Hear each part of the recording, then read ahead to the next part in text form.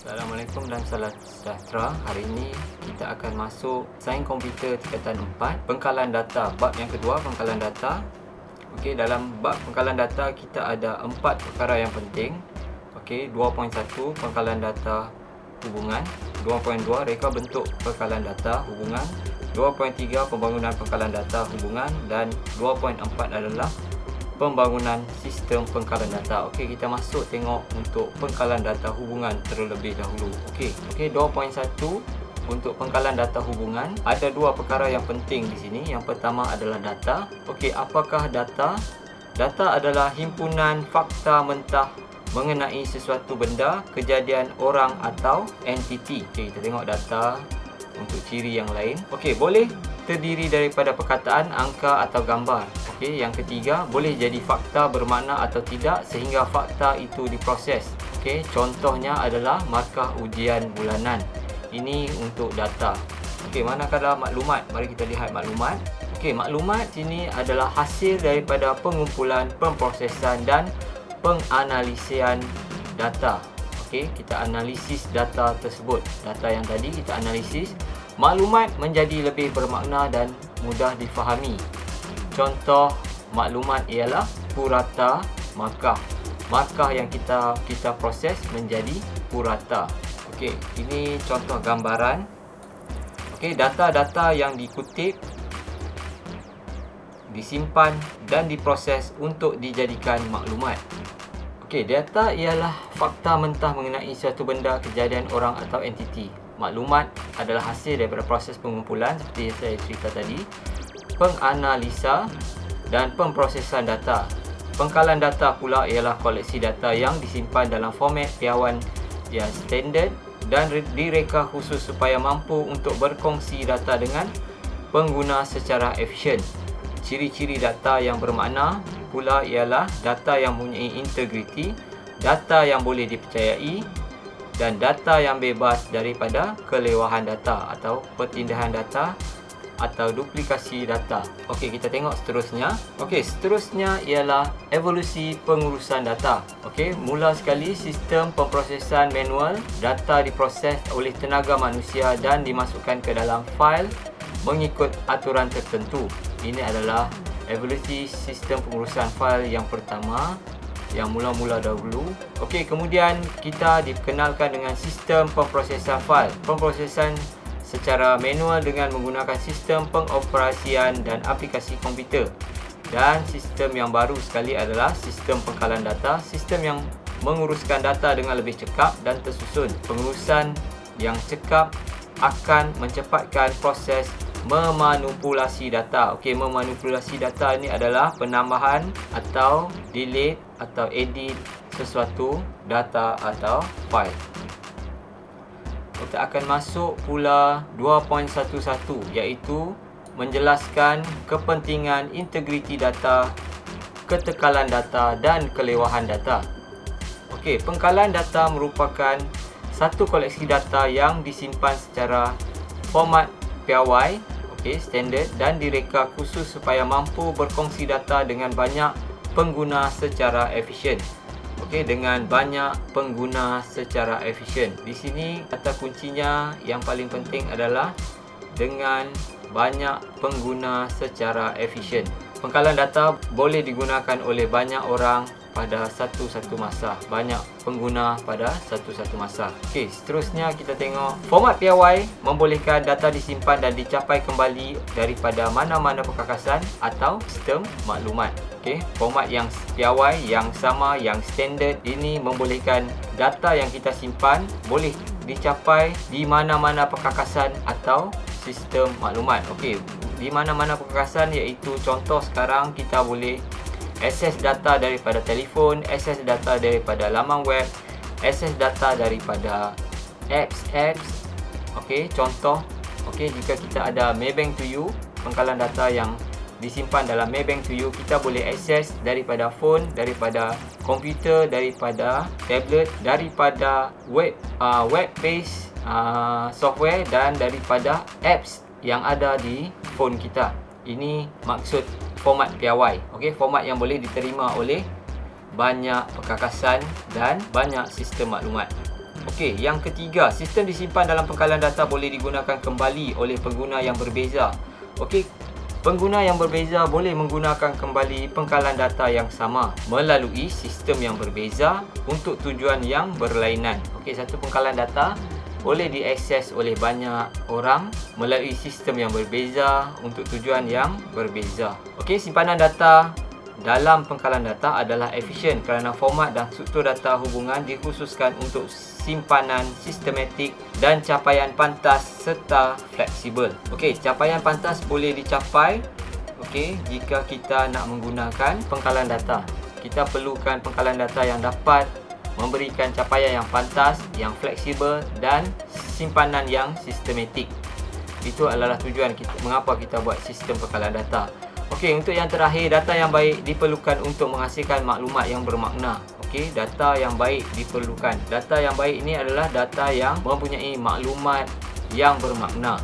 Okey, ciri-ciri simpanan data. Kita masuk seterusnya, ciri-ciri simpanan data. Okey, ada 3 ciri-ciri simpanan data yang utama. Yang pertama, cirinya mestilah berintegriti, ketekalan dan kelewahan. Okey, mari kita lihat satu persatu apa itu integriti. Okey, kita masuk yang pertama, integriti data. Okey, kita masuk yang pertama, integriti data. Menjelaskan kepentingan integriti data, ketekalan dan kelewahan data. Okey, yang pertama kita masih tengok adalah integriti data. Integriti data adalah kesempurnaan, ketepatan dan kesahan data. Okey, validation data serta merujuk kepada ketepatan data yang sah melalui keseluruhan kitar hayat data. Data yang sah seperti nama, okey, dia synchronize tak dengan nombor kad pengenalan, dia synchronize tak dengan tarikh lahir. Itu contoh integriti data. Kesempurnaan, ketepatan dan kesahan data. Untuk memastikan integriti data, input perlu tepat dan mematuhi peraturan yang telah ditetapkan. Okey, input untuk data itu perlu tepat. Okey, jika nombor IC yang diminta untuk data tersebut, nombor IC tersebut mestilah tepat untuk nama seseorang yang memegang nombor IC tersebut. Integrity entity. Okey, integrity entity data tersebut. Jadual yang mempunyai sekurang-kurangnya satu atribut data yang unik untuk setiap rekod. Okey, satu atribut data yang unik untuk setiap rekod. Okey, contohnya nombor murid mesti unik. Okey, nombor daftar murid mesti unik. Contoh K0196. Okey, K0196 ini mestilah untuk satu orang pelajar sahaja. Okey, untuk satu orang pelajar sahaja. Tidak boleh dikongsi oleh orang lain. Okey, kemudian integriti rujukan. Rekod-rekod dalam dua jadual yang berbeza boleh dihubungkan melalui pengkongsian atribut data yang sama. Okey, pengkongsian atribut data yang sama. Contohnya nombor kad pengenalan. Okey, contohnya nombor kad pengenalan. Okey, integriti domain. Atribut-atribut data dalam jadual mestilah betul berdasarkan suatu domain masalah. Okey, atribut-atribut data maksudnya maklumat-maklumat data tersebut di dalam jadual mestilah betul berasaskan domain masalah. Apa masalah yang kita nak selesaikan? Okey, kita mesti menggunakan atribut yang sesuai. Okey, kepentingan integriti data. Apakah kepentingan integriti data? Kita lihat apakah kepentingan integriti data. Yang pertama, okey, mengelakkan data korup, data rosak. Untuk elakkan data yang rosak, okey, kerana ada duplikat data dan sebagainya, untuk elakkan data yang korup, yang pertama. Yang kedua, okey, data yang korup adalah data yang terubah secara tidak sengaja. Okey, elakkan perubahan tidak sengaja kepada maklumat. Okey, ini adalah kepentingan integriti data. Okey, ini yang kedua, untuk elakkan data berubah secara tidak sengaja. Dan yang ketiga adalah elakkan perubahan tidak sengaja kepada maklumat. Okey, kita lihat contoh. Jika seorang murid didaftarkan dengan nombor pendaftaran murid 123/16, pengkalan data sepatutnya tidak membenarkan pendaftaran murid lain dengan nombor pendaftaran yang sama. Tidak boleh ada nombor lain untuk nombor pendaftaran yang sama. Hanya satu murid untuk satu nombor. Okey, satu murid untuk satu nombor. Ini adalah untuk integriti data. Okey, seterusnya kita ke ketekalan data atau dia data konsistensi. Okey. Konsistensi data ataupun ketekalan data merujuk kepada konsistensi atau keseragaman data yang akan mempengaruhi kebolehpercayaan data. Proses kemas kini salinan data di semua lokasi simpanan perlu dilakukan dengan rapi. Okey, kepentingan ketekalan data yang pertama untuk memastikan data boleh dipercayai. Okey, untuk memastikan data boleh dipercayai. Ini yang pertama. Okey, yang kedua, kita boleh lihat yang kedua, untuk memastikan tiada isu yang sama berulang di beberapa lokasi simpanan. Okey, isu data contohnya seperti ada pengulangan data, seperti ada kesalahan pada data tidak berulang di beberapa lokasi simpanan.